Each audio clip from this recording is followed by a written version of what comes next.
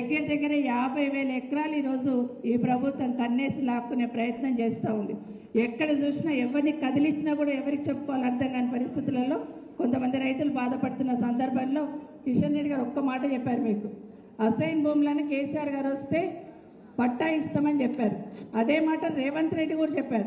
ఆ మాట నమ్మినారు మన వాళ్ళందరూ కూడా. రేవంత్ రెడ్డి వచ్చిన అసైన్ భూములను చేస్తారు కదా అని ఆలోచించినారు. ముఖ్యంగా మన దగ్గర అయితే ఫార్మాసిటీకి ఇచ్చిన భూములు వెనక్కి కాంగ్రెస్ పార్టీ వస్తే వెనక్కి ఇస్తుందని చాలా మంది ఇబ్రాహీంపట్నంలో నమ్మారు. అదే మహేష్లో నమ్మలేదు కానీ ఇబ్రాహీంపట్నంలో నమ్మారు. ఇబ్రాహీంపట్నంలో ఉన్న రైతులతో పాటు ఫార్మాసిటీకి సంబంధించిన మనం ఇళ్ల స్థలాలు ఇచ్చున్నాం. కేసీఆర్ గారు ఉన్నప్పుడు ఎకరాకి 1 గుంట చొప్పున ఇళ్ల స్థలాలు ఇచ్చున్నాం. వాటిని కూడా కనీసం ఇవ్వడానికి ప్రభుత్వానికి మనసు పట్టలేదు, పొజిషన్ ఇవ్వడానికి. ఇదే కాకుండా ఫార్మాసిటీ భూములు వెనక్కి చోటు దేవుడెరుగు కానీ ఉన్న భూములను లాక్కుంటున్న సందర్భం చూస్తూ ఉన్నాం. మరొక్కసారి విజ్ఞప్తి చేస్తూ ఉన్నా, ఎక్కడ పేద రైతుకి ప్రభుత్వము ఇబ్బంది పెట్టాలని ప్రయత్నం చేసినా బీఆర్ఎస్ పార్టీ తరఫున మనం అండగుండే ప్రయత్నం చేద్దామని మీకు అందరికీ కూడా మరొకసారి విజ్ఞప్తి